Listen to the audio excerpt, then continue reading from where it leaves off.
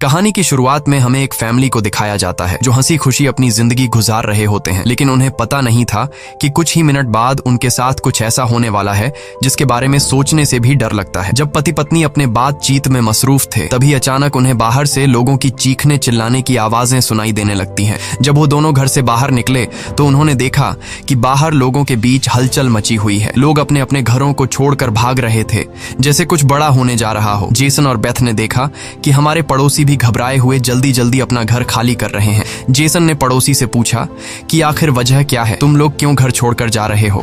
लेकिन वो लोग इतने जल्दी में थे कि उन्होंने जेसन की बात का कोई जवाब नहीं दिया। वहीं उन्होंने देखा कि पड़ोसी का बेटा भी अपना सामान पैक कर रहा है। जेसन ने जब उस बच्चे से पूछा कि तुम लोग कहाँ जा रहे हो, तो उस बच्चे ने जवाब दिया कि मेरे पापा का एक दोस्त गवर्नमेंट ऑफिसर है। उन्होंने कहा कि एक बहुत ही जहरीला वायरस फैल चुका है जो एक नॉर्मल इंसान को मॉन्स्टर में बदल देता है। लेकिन तभी वहाँ उस बच्चे की माँ आ गई और उसे पकड़कर वहाँ से ले जाने लगी। जेसन ने उससे पूछा कि आखिर ये बच्चा किस वायरस की बात कर रहा है, जिस पर इस बच्चे की माँ ने कहा कि अभी बताने का वक्त नहीं है, अपनी वाइफ और बेटी को लो और इस शहर से जितना हो सके दूर निकल जाओ। ये सुनकर जेसन और बेथ बहुत ज्यादा घबरा गए। उसके बाद जेसन बिना सोचे समझे अपनी फैमिली को गाड़ी में बिठाकर शहर से बाहर ले जाने लगता है। मगर रास्ते में उन्होंने देखा कि जो पड़ोसी भाग रहे थे वो वापस लौट रहे हैं। ये देखकर उन्हें और भी अजीब लगने लगा। आगे जाकर ये लोग ट्रैफिक में फंस जाते हैं। जब जेसन और उसकी फैमिली गाड़ी से बाहर उतरे तो उन्होंने देखा कि शहर से बाहर निकलने वाला अकेला रास्ता पुलिस ने बंद कर दिया है। आसमान में यहाँ वहाँ हेलीकॉप्टर्स पहरा देने लगे। लोगों को बताया जाने लगा कि शहर में एक जहरीला वायरस फैल गया है और तुम लोगों को जल्दी से घर वापस लौटना चाहिए। ये बात सुनकर जेसन को कुछ अजीब लगा कि जब शहर में वायरस फैल गया है तो लोगों को शहर से बाहर निकालने के बजाय उन्हें शहर में ही क्यों रहने को कहा जा रहा है। तभी अचानक पास की पहाड़ से एक बड़ा सा पत्थर उनके कार पर आ गिरा। ये देखकर वो लोग बहुत ज्यादा घबरा गए। पहाड़ हिलने लगा। तभी उस पहाड़ के पीछे से दो मिलिट्री के फाइटर जेट्स निकलकर शहर की तरफ बढ़े। वो दो फाइटर जेट्स पूरे शहर पर बमों की बारिश करने लगे, जिससे पूरा शहर राख में बदल गया। जेसन की वाइफ बेथ को फौरन समझ आ गया कि अगर वो पुलिस की बात मानकर घर लौट जाते तो उनका अंजाम बहुत बुरा होने वाला था। उसके बाद वो फाइटर जेट्स सड़क पर मौजूद लोगों की तरफ बढ़ने लगे। ये देखकर सभी लोगों में हलचल मच गई। अब सबको समझ आया कि गवर्नमेंट उन्हें मारना चाहती है। सभी अपनी जान बचाने के लिए यहाँ वहाँ भागने लगे, पर जेसन और बेथ को समझ आया कि वो कहीं भी भाग लें, वो फाइटर जेट्स उन्हें मारकर ही रहेंगे। तभी बेथ ने पीछे मुड़कर पहाड़ पर एक स्कूल देखा और उसे लगा कि बचने के लिए वो जगह बेहतर रहेगी। जिसके बाद जेसन बेथ और जोई को लेकर स्कूल की तरफ पहाड़ पर चढ़ने लगे। पीछे ब्रिज पर मौजूद लोगों पर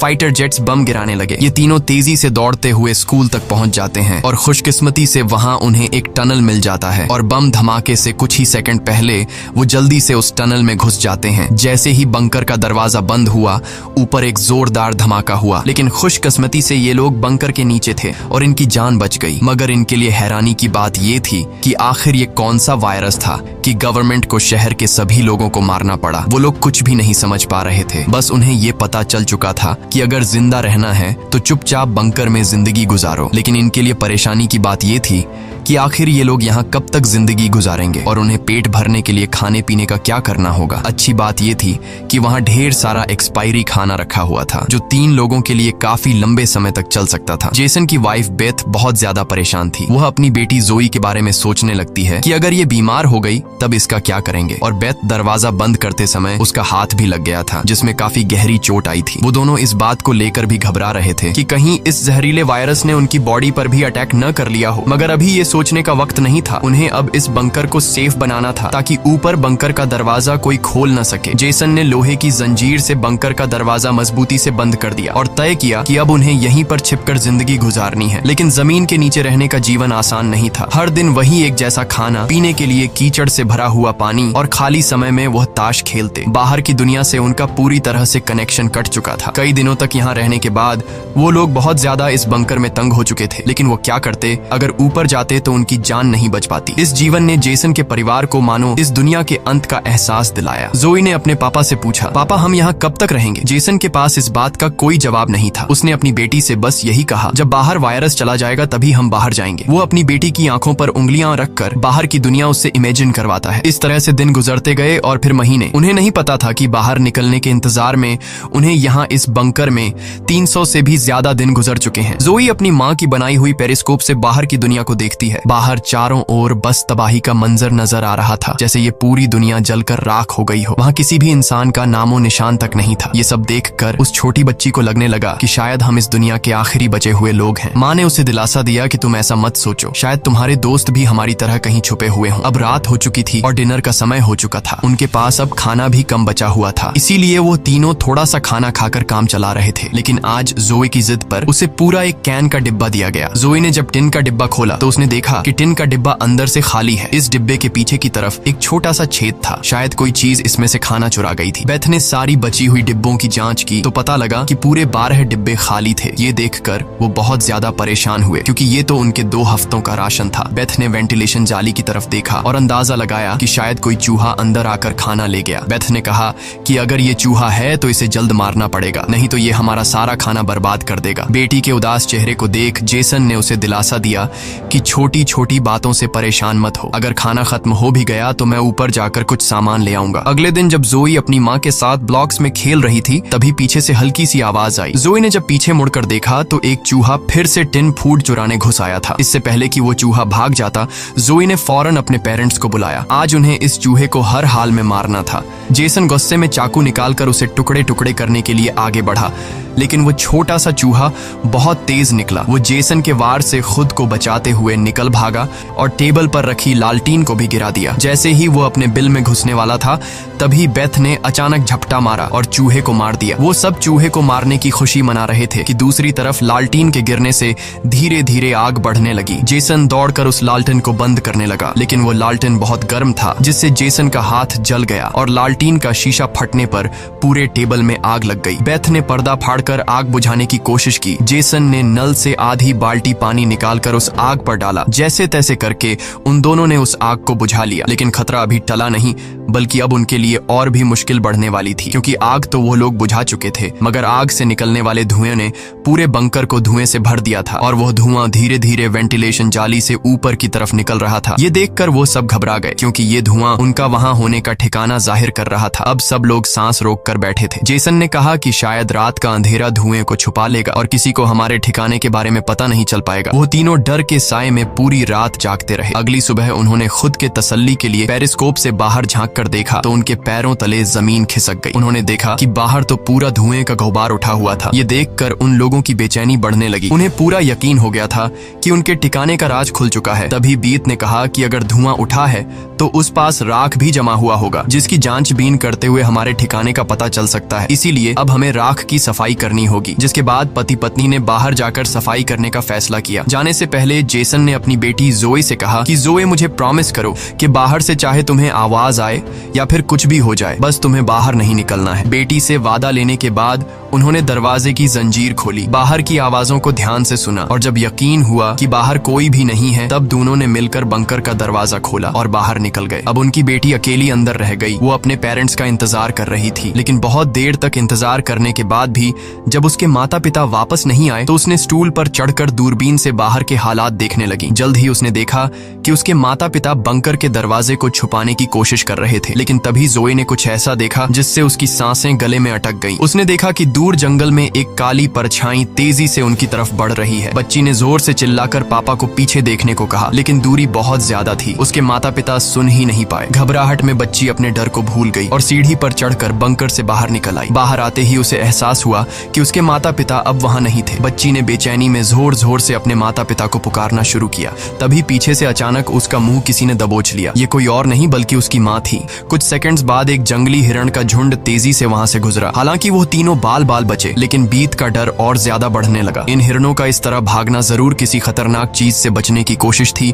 सबको खतरे का अंदाजा हुआ और वो तेजी से वापस बंकर की तरफ भागे और बंकर के अंदर घुस गए। जेसन ने लकड़ी की पट्टियों से बंकर का दरवाजा बंद किया और लोहे की जंजीर से उसे कसकर बांध लिया और सबको बिल्कुल खामोश रहने का कहा। तभी उन्होंने ऊपर से कदमों की धीमी आहट सुनी। ऐसा लग रहा था कि जैसे कोई बंकर के दरवाजे की तरफ आ रहा हो। वो कई मिनटों तक लगातार बंकर के ऊपर इधर उधर घूम रहा था। ये तीनों आहिस्ता कदमों से बंकर के दरवाजे से हटकर आगे की तरफ जाने लगे और शायद अब तक ऊपर जो भी था उसे भनक नहीं लगी थी कि नीचे बंकर में कोई है। डर के मारे जोए रोने लगी। बीत उसे चुप कराती है और कहती है कि अगर आवाज बाहर तक गई तो सब खत्म हो जाए। जाएगा। वो तीनों धीरे धीरे बंकर के दरवाजे से काफी आगे बढ़ चुके थे। वो बंकर के दरवाजे से इसलिए आगे बढ़ रहे थे कि अगर कोई ऊपर से बंकर का दरवाजा खोल भी दे तो नीचे उसे हम नजर नहीं आए। लेकिन तभी जोई ने जो गुड़िया हाथ में उठाई थी उसकी रस्सी एक स्क्रू में फंस गई। वह स्क्रू धीरे धीरे ढीला होने लगा। ये देखकर जेसन और बीत की सांसें अटक गई, क्योंकि वह रस्सी गुड़िया में लगी आवाज के स्विच से जुड़ी थी। इससे पहले कि वह कुछ कर पाते, वह स्क्रू एक झटके से निकल गया और उसी पल तेजी से गुड़िया के अंदर से आवाजें आने लगी। जेसन ने फौरन उस गुड़िया को चीर डाला और उसके अंदर स्पीकर को तोड़ दिया। लेकिन अब बहुत देर हो चुकी थी। ऊपर जो चीज उनका पीछा कर रही थी उससे उनकी भनक लग चुकी थी। अचानक ऊपर से जोर की टक्कर की आवाज आई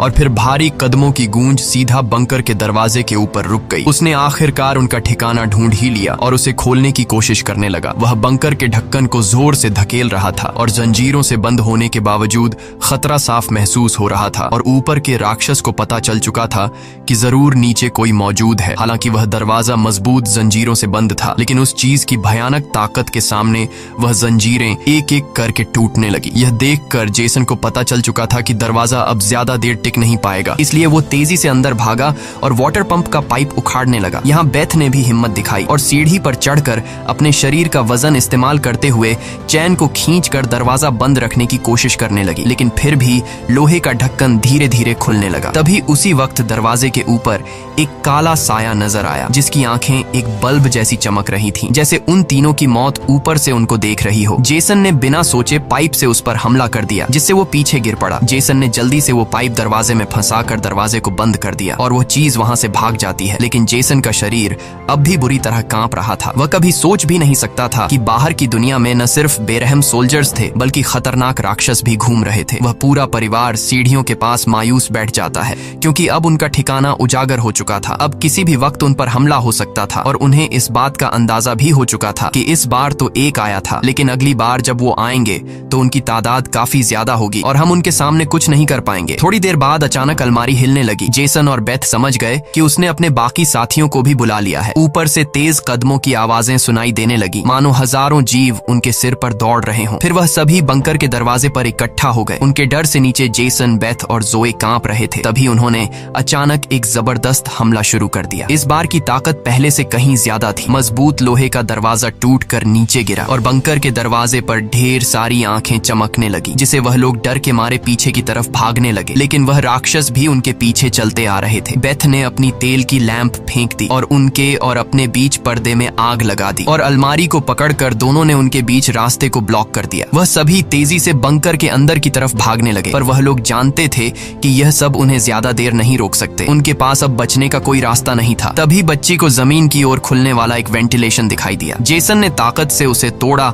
और पूरी जान लगाकर अपनी पत्नी और बेटी को बाहर की ओर धकेल दिया। लेकिन जब खुद बाहर निकलने की कोशिश की तो तंग जगह के कारण वह अटक गया। दूसरी तरफ राक्षस उसकी ओर बढ़ रहे थे। अब जैसे तैसे करके जेसन को यहाँ से निकलना था। उसे कोई दूसरा रास्ता नजर नहीं आया, इसलिए उसने अपने कंधे की हड्डी तोड़ डाली, जिससे वह दर्द से चीखने लगा। पर जल्दी से वह खुद को संभालकर वेंटिलेशन में घुस गया। बेथ बिना समय गवाए पूरी ताकत से जेसन को बाहर खींचने लगी। जेसन जैसे ही बाहर निकलने ही वाला था, तभी एक विशाल जीवी ने आकर जेसन के पैर को पकड़ लिया। जेसन समझ गया कि अब उसका बच पाना नामुमकिन है। अब भाग निकलने की कोई उम्मीद नहीं थी। जेसन ने अपनी पत्नी से आंखें मिलाते हुए कहा कि जो भी हो जाए जोए को कुछ नहीं होने देना, और अगले ही पल वह राक्षस उसे बंकर में खींच लेता है। लेकिन जेसन बंकर में राक्षस से डरने के बजाय उनसे कहता है कि आओ देखता हूँ तुम में कितना दम है। बेथ और जोए ने जब नीचे देखा तो बंकर में से तेज चीखने की आवाजें आ रही थीं। बेथ समझ गई कि उसका पति उन्हें भागने का समय देने के लिए लड़ रहा है। वह दर्द में भी अपनी बेटी को लेकर वहां से निकल पड़ी और राक्षस से बचते हुए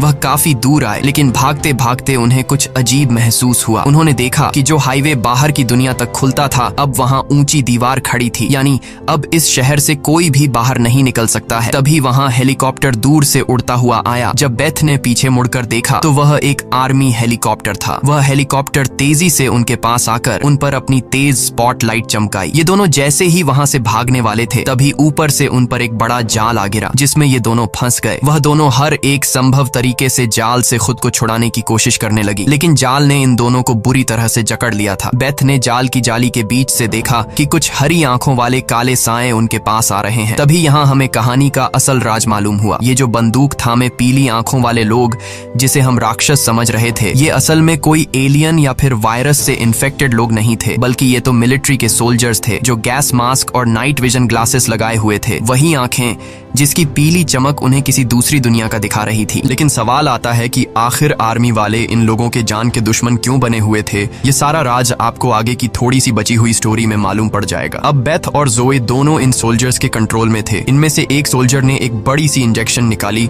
और दोनों के गले में बारी बारी से चुभा दी। जब इनके ब्लड को टेस्ट किया गया तो पता लगा कि ये दोनों भी जहरीले वायरस से इन्फेक्टेड हैं, जिसका मतलब कि ये दोनों इस धरती के लिए एक खतरा हैं, यानी अब इन्हें मार दिया जाएगा। असल में जब वायरस पहली बार फैला था तभी इस छोटे से शहर के कई लोग इसकी चपेट में आ चुके थे। ये वायरस हवा से फैलता था और ये वायरस एक इंसान से दूसरे इंसान को बहुत ही जल्दी लग जाता। इन्फेक्टेड लोग खुद भी नहीं जानते थे कि वो बीमार हैं और गवर्नमेंट के पास इस वायरस को रोकने का कोई एंटीडोट नहीं था। इन्फेक्टेड लोगों को मारने के अलावा गवर्नमेंट के पास दूसरा कोई रास्ता नहीं था। बेथ रो रो कर कहती है कि प्लीज मेरी बच्ची को जाने दो। जब बेथ ने देखा कि ये सोल्जर्स उसकी छोटी बेटी को भी नहीं छोड़ने वाले तो वो पूरी तरह गुस्से में आ गई। उसके चेहरे पर काले निशान उभरने लगे, लेकिन इससे पहले कि वो कुछ कर पाती एक सोल्जर की गर्दन से खून का फव्वारा फूट पड़ा। वो कोई और नहीं बल्कि मौत से लौट कर आया जेसन था। दरअसल बंकर में जेसन मरा नहीं बल्कि वहां वो खुद पर कंट्रोल खोकर वहां सभी सोल्जर्स को मार डाला। उस वक्त वो बहुत ज्यादा गुस्से में था। चेहरे पर काले निशान और आंखें गुस्से से लाल थीं और उसके जिस्म की ताकत कई गुना बढ़ चुकी थी और साफ दिख रहा था कि वो अब पहले वाला जेसन नहीं बल्कि वह एक अलग रूप में दिखाई दे रहा था। वो सोल्जर्स पर झपट झपट कर उन्हें मारने लगा, लेकिन वह गर्म हथियारों की गोलियों को नहीं रोक पाया और जमीन पर गिर गया। जब वो सोल्जर बेथ और जोई की तरफ बढ़े तो वह दोनों जाल तोड़कर भाग चुकी थीं। सोल्जर्स उन्हें यहाँ वहां ढूंढने लगे, लेकिन उन्हें ये अंदाजा नहीं था कि बेथ भी एक राक्षसी रूप में बदल चुकी थी। उसने जोई को एक कार के अंदर छुपा दिया और खुद उन सोल्जर्स से लड़ने लगी। उसने कई सोल्जर्स को मार गिराया और फिर खुद भी गोली लगने से कार की छत पर गिर पड़ी। अंधेरे में छुपी उसकी बेटी ने यह सब देख लिया। अपने माता पिता की हालत देखकर वह भी गुस्से में आकर अपना आपा खो बैठी। एक छलांग में उसने एक सोल्जर को गिराकर उसका मास्क तोड़ दिया और उसे मारने ही वाली थी कि बेथ ने समय रहते उसे रोक दिया। वो नहीं चाहती थी कि उसकी बेटी भी एक दरिंदा बन जाए। बेथ ने उसे शांत किया। धीरे धीरे लड़की की नसों की हरियाली गायब हो गई और वो फिर से इंसान में बदल गई। लेकिन सोल्जर की किस्मत इतनी अच्छी नहीं थी। उसका सेफ्टी मास्क टूट चुका था और वो धीरे धीरे वायरस से इन्फेक्टेड हो गया। दूसरी तरफ जेसन की हालत बहुत गंभीर थी। उसने बेटी के चेहरे को देखकर अपने हाथ की 2 उंगलियां उसकी आंखों से फेरी और जेसन ने हमेशा के लिए आंखें बंद कर लीं। उसी वक्त एक और हेलीकॉप्टर आ गया। बेथ अपनी बेटी को लेकर भागी। कबाड़ के ढेर से गुजरते हुए वो एक सुरंग में घुस गए। तभी वहां एक रोशनी उनकी आंखों पर पड़ी। देखने पर पता चला कि सामने वही पड़ोस का छोटा लड़का था जिसे हमने कहानी की शुरुआत में देखा था। फिर ये दोनों उसके पीछे चल पड़े। वो लड़का उन्हें एक गुफा जैसी टनल में ले पहुंचा जहां उस लड़के के माता पिता और भी कई सारे लोग छुपे हुए थे। असल में वहां उनके जैसे ही वायरस से इन्फेक्टेड लोग थे। जिंदा रहने के लिए वो सभी अंधेरे में चूहे जैसी जिंदगी गुजारने पर मजबूर थे। ये वायरस खतरनाक जरूर था लेकिन जानलेवा नहीं। ये वायरस इन्फेक्टेड इंसान के जिस्म पर तब ज्यादा जोर करता जब वो डर जाता या फिर गुस्से पर काबू नहीं रख पाता। लेकिन असल में उन लोगों ने खुद पर काबू पाना सीख लिया था। वो लोग शहर के सोल्जर्स को राक्षस समझते थे लेकिन असल में वो खुद राक्षस थे। इसी के साथ ये कहानी खत्म हो जाती है। अगर वीडियो आपको अच्छी लगी हो तो हमारे चैनल को सब्सक्राइब और वीडियो को लाइक जरूर कीजिएगा।